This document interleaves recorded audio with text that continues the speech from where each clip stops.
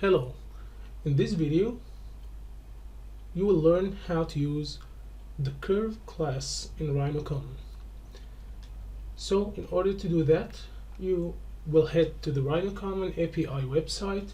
You will head to Rhino the geometry namespace, and under that you should find the curve class.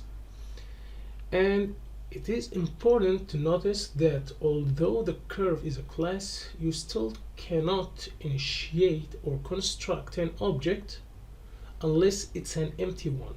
So you can initiate an empty curve, but you cannot construct a real curve using constructors. But you can have some properties that are very important, and you can create some types of curves using the methods. So we say that the curve class is based on the factory pattern in programming, and almost all of its methods will have the constructing methods will have a static modifier, so that when you want to create a curve from the methods, you have to call it by the curve class itself. Let's check it out. In the properties, you can get the curve's degree, its dimension, you can get or set its domain as we've seen before, you can check if it's closed or not, if it has a BREP form, if it has user data, if it is periodic or not, is it valid or not. You can get the point at the end or at the start of every curve, and through the methods you'll find that you can get a point at any part of the curve. You can also get a tangent at the end or at the start of the curve. And regarding the methods, you can find the closest point to the curve, the closest point on the curve to a test point. You can find some closest points using more than one curve, more than one point, and you can find if a curve contains some point or not, and you can create an arc blend, you can create an arc line arc blend, you can create a blend curve, and you can create a Boolean difference between two curves, or you can create a Boolean intersection or Boolean regions between the curves, or of course a Boolean union. Also, you can create a fillet or fillet corners curve, and here this is what we're going to start our video with. You can create an interpolated curve. If you open this one, you'll find that it's under the class Rhino the geometry, and that it's a static method. So whenever you're calling this method, you're going to call it using the class name, which is curve with C capital. And all it needs is an enumerable of point3D objects, which are the points that create the curve, and a degree for the curve, a curve knot style, a vector 3D tangent, and an end tangent, which are not necessary actually. We can just unset them using the unset property in the vector 3D class and or struct, I'm sorry. And so now let's try creating an interpolated curve. To do so, we let's check first what does it return. It returns a curve, so we need to call the curve class and call it an interpolated curve, and that will equal to curve dot create interpolated curve. And here it needs some points. Let's add them from Rhino, and we'll call it points, and we can only use it using the degrees and the knot styles, or only the degrees, or using, as said before, vector 3Ds. Let's create them with just a degree, and that will be, let's say, curve degree.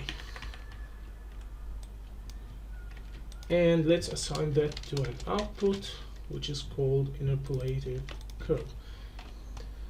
Now if we run, we still need to add our inputs, which are the points, and that will be a list axis, and that will have a point 3D data type, and we need a curve degree, which will be an integer, and it will range from 1 to 5 maybe. So let's connect it here, and let's add some points. So we can set multiple points here, 1 2 3 4 5 6, and let's connect the points here. Now if the curve degree is 1, the curve will look as a polyline, but if we want to make it a curve, a smooth curve, we can change the degree to be 3, we can change it to be 5 maybe, but usually we use the 3 degree curve. And an interpolated curve is a curve drawn using the points, so all of the points used to draw this curve actually lie on the curve. And this is different from the NURBS curve, where its control points fall outside the curve. Now let's start trying some other methods. We can create a tween curve that connects the start point or the end point from the first curve to the start point of the second curve, and we can get the curvature at some curve parameter. We can divide a curve. Let's divide a curve. We can divide it by count, or by points count, or by length. So let's hide the points. First we'll okay, we didn't draw them here, so we'll just unpreview them, and let's start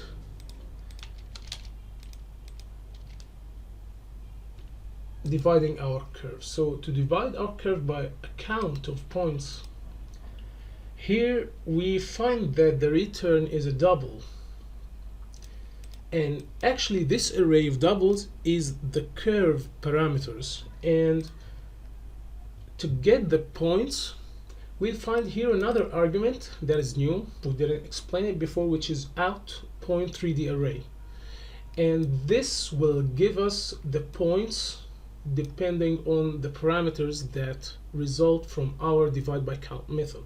So if we want to get to divide a curve, let's first add a point, create an array of points. So we'll just call point 3D array and call it points division, for example. And now let's shorten the curve name, so let's call it curve A, and here we can start using our method. So we don't actually need the doubles, but let's just create a double array called curve division, and that will be equal to curve dot divide. Okay, it does not show up here because this is not actually a static method, so we need to call it by the object name. So here we'll call it curve A dot divide curve by count, and now we can pass our points, which are the divide by count. It needs the number of points, the count of points, and let's call that count. And if it includes ends or not, yes, I want them to include the ends, so I'll pass the true keyword. And I didn't yet get the points that divide the curve, so Now I need to here, sorry, you can find it here. Now we can out the point 3D. So we can say out and type the name of our point 3D array, and now our points that divide the curve are actually stored in the points division array. And to show that, all we're going to do is to call here, or to assign the points division to the output b. And here we will need to add the b, and we'll need to add the count, and it will be an integer, and it will range, let's say, from 1 to 20. And let's connect this here, and we have an error. The errors say that interpolated curve does not, this should be called curve A. Now if we run it, it works, and now it is not divided by a large count, it's only one segment. So if we start increasing the count, it will give us points where the length between every point and the other is almost equal. Okay, if we see it from the top view, it shows more actually. Yeah, the length of the curve between of the curve segments between each 2 points is equal to the other. Also, we can divide this curve by length instead of count. So what is this curve's length? We can get it by saying, let's say c equals curve a dot length dot get length, I'm sorry. And if we add c here, we can learn what the length of this curve is by adding a panel or just hovering over the c. So it's 67 units, 0.98. And now we can try to divide the curve by its length. And actually it also returns the parameters. So it returns a double array, curve div by length equals curve a dot divide by length. And here we need to add the double segment length. So what is the segment's length that you want to divide the curve by? So we'll say here segment length, and we want it to include the ends, so true, and we want to out the points division. So we will say out points division 2, let's say, and let's create a point 3D array that is called points division 2. And here we have a problem. What it is? Yeah, we didn't close our brackets here. So now if we add another output and call that points division 2 and run the script, it doesn't work because we need to add the segment length, which will be a double. And we can do this by adding here segment length variable call input with a double type. So now if we add a double that goes from 1 to 67.98, I think, and connect this here, we want to add the D, and we actually want to hide the B. So we can right now comment out the points division just to see the points that result from the divide by length method, and here it will be dividing the curve by one. It will create a lot of segments on the curve, all have 1 unit length. And if we change this, it changes, so this divides it by 4.85, and if we go to the center exactly, which is around 33, we'll find that it's divided to two segments, each has a 33 point numbers. So let's try something. What is the importance of this? If you want to shatter this curve and get every segment alone, what can you do? You can connect your curve, which is A, I think, yeah, the curve, and here you find that you need to insert curve parameters, and that is exactly what returns from a curve division method, which is the curve parameters.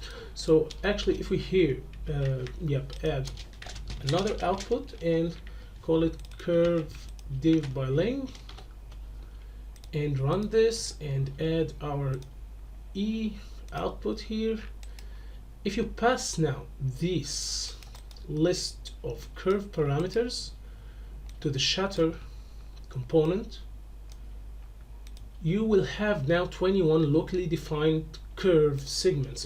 And to make a sense of it, if you want to pick only one item of it, it will go from 0 to 20. Those are 21 numbers, and here you can find that we can choose or pick only one segment of this curve here up till the last one.